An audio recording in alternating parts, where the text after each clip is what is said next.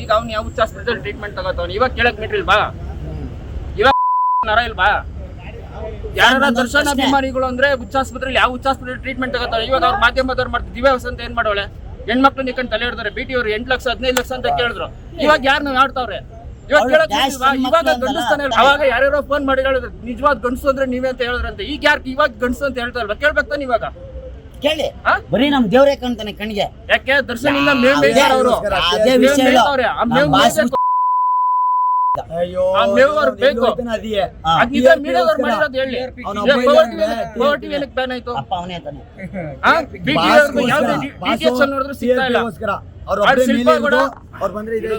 ಶಿಲ್ಪಾಗೌಡ ಹೇಳ್ತಾಳೆ ಪಿಟಿಗಳು ಕುಂತ್ಕೊಂಡು ದರ್ಶನ್ ಅಭಿಮಾನಿಗಳು ಅಂದ್ರೆ ಡ್ಯಾಶ್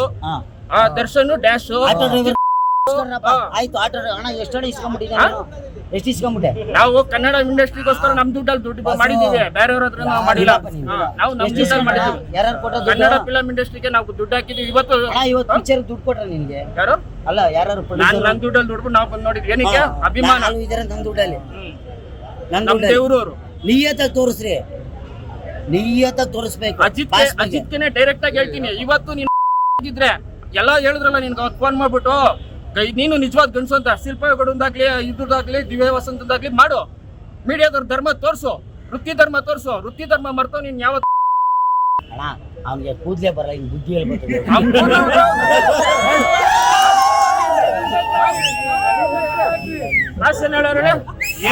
ಏನ್ರಿ ಮೀಡಿಯಾ ನಿಮ್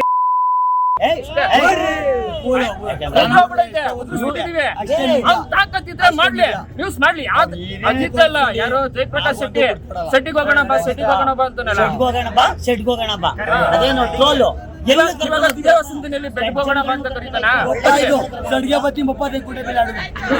ಸಡ್ಗೆ ಬತ್ತಿ ಕಬಡ್ಡಿ ಆಡೋಣ ಕಬಡ್ಡಿ ಅಲ್ಲ ಒಬ್ಬ ಖೋಖೋ ಆಡು ಒಬ್ಬ